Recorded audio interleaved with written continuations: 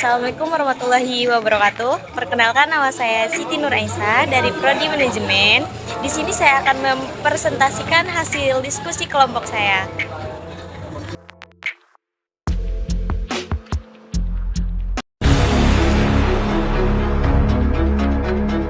Ancaman-ancaman penyusup ideologi Pancasila dan dampak dalam kehidupan sehari-hari. Ancaman ideologi adalah sebuah upaya yang terjadi baik dari internal maupun eksternal yang dinilai dapat mengganggu ketahanan nasional supaya suatu negara. Contoh, ancaman ideologi diantaranya terjadi perang ideologi dan adanya kepentingan politik. Indonesia menganut ideologi Pancasila, yaitu kumpulan nilai-nilai, norma, dan cita-cita yang menjadi acuan dalam mencapai tujuan bangsa Indonesia. Dalam penerapannya, Pancasila pernah mendapat beberapa ancaman ideologi. Ancaman adalah upaya yang dilakukan oleh luar maupun dalam negeri yang dianggap membahayakan keselamatan dan kedaulatan sebuah negara. Apa tujuan Pancasila sebagai ideologi bangsa? Pancasila sebagai ideologi negara adalah sarana pemersatu masyarakat dan pengaruh motivasi bangsa untuk mencapai cita-cita.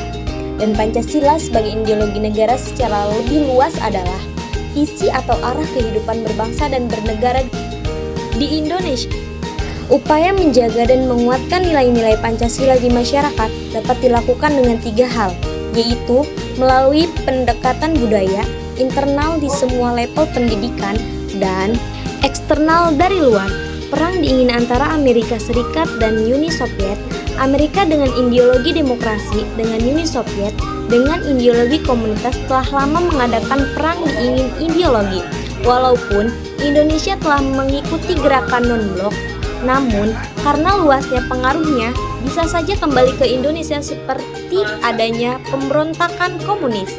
Ancaman terhadap ideologi Pancasila terbagi menjadi 2. 1. Internal, dari dalam.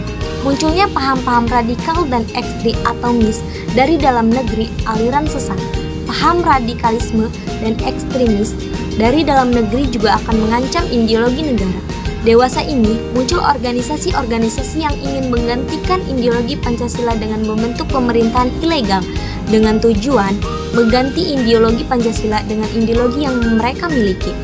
Provokasi dari kelompok masyarakat tertentu terhadap kelompok masyarakat lainnya yang mengandung unsur SARA.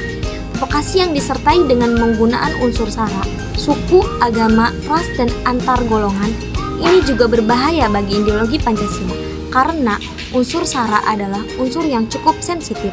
Sikap apatis terhadap pemerintah. Apatis terhadap pemerintah adalah sikap acuh tak acuh rakyat terhadap pemerintahannya. Faktor penyebab ancaman di bidang ideologi berdasarkan penjelasan di atas, maka dapat disimpulkan bahwa ancaman di bidang ideologi dapat terjadi apabila 1. Marak terjadi penyebaran ideologi selain Pancasila. 2. Ketimpangan di bidang demografi. 3. Kesenjangan sumber daya alam di berbagai daerah. 4. Kondisi politik yang kurang stabil. 5. Perkembangan ekonomi yang lambat. 6. Menurunnya tingkat toleransi antara kelompok masyarakat. Contoh ancaman di bidang ideologi. Berikut adalah bentuk ancaman di bidang ideologi yang mengancam integrasi bangsa. 1. Agresi dari wilayah lain. 2. Spionis. 3. Perang saudara. 4. Pemberontakan senjata. 5. Teror berbasis senjata. 6. Sabotase. 7. Pelanggaran wilayah. Terhadap beberapa strategi untuk menghadapi ancaman ideologi Pancasila, yaitu 1. Memberi informasi kepada rakyat. 2. Mempelajari Pancasila. 3. Membentengi diri melalui pimpinan agama. 4. Pertahanan non-militer sebagai garda terdepan. 5. Menangkal ancaman melalui unsur kementerian.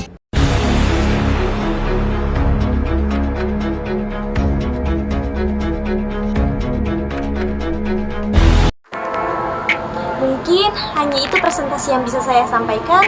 Kurang dan lebihnya mohon maaf. Wassalamualaikum warahmatullahi wabarakatuh.